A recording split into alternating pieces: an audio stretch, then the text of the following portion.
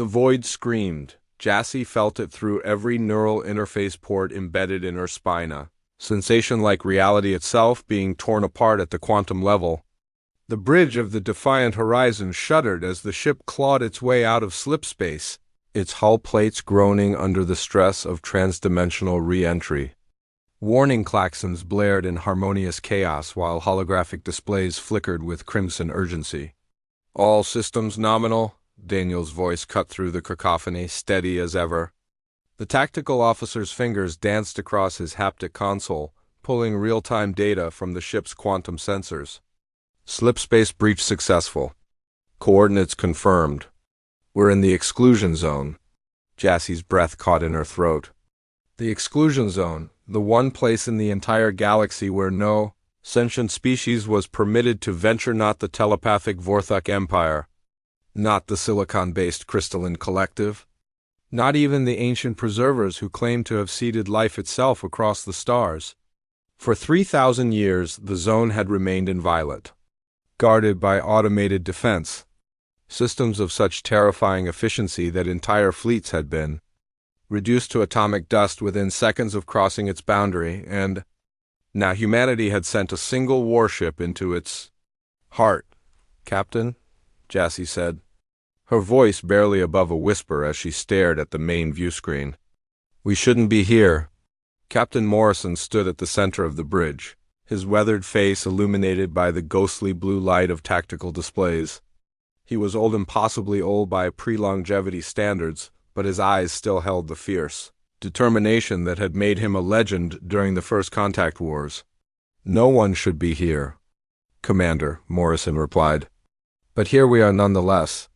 The viewscreen showed what lay beyond their reinforced hull, a region of space that defied conventional physics. Stars bent around invisible masses, their light twisted into impossible spirals. Streams of dark matter flowed like rivers through the void, visible only through their gravitational signatures. And at the center of it all, barely discernible against the cosmic backdrop, hung a structure. It was massive, a construct that dwarfed anything humanity had ever built.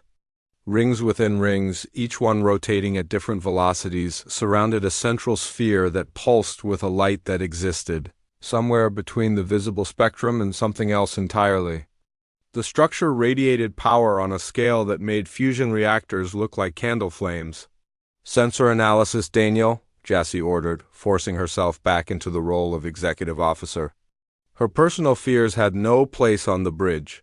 Daniel's fingers continued their rapid dance, reading energy signatures across 17 different dimensional frequencies.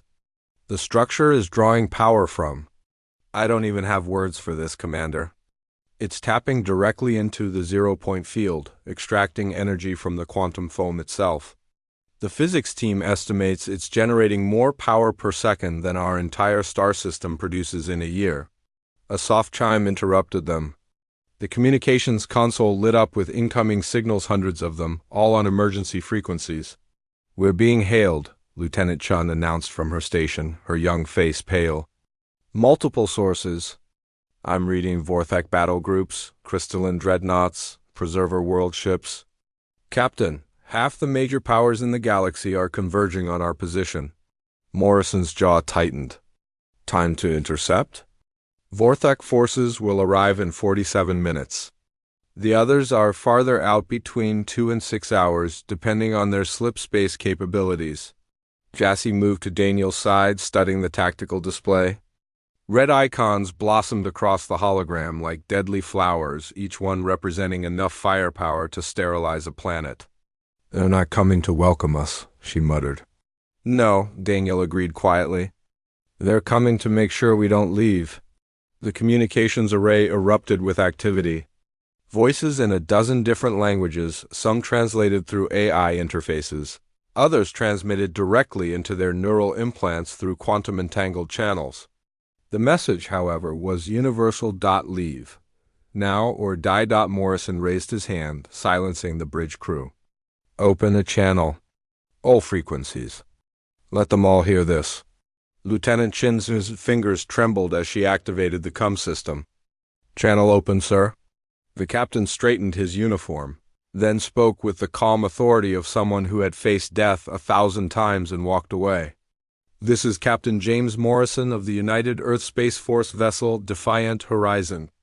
To all powers monitoring this transmission, we mean no harm. We have come to this place not as conquerors but as seekers of truth." He paused, letting his words echo across the void. 3 weeks ago, our deep space monitoring stations detected a signal originating from this location. A signal in a format we recognize because it was in our own language, our own mathematical notation. "Someone or something has been calling to us from the heart of the exclusion zone. We have come to answer that call." Jassie's blood ran cold. She glanced at Daniel, whose expression mirrored her own shock. The signal had been classified at the highest levels. How many people aboard even knew the real reason for their mission? The reply came swiftly, transmitted through their neural implants with enough force to make Jassie wince.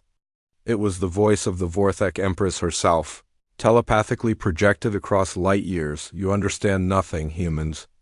What lies in the exclusion zone is not meant for any living species. It is a cage, a prison, and you have just announced your presence to what dwells within." Daniel's console erupted with alerts.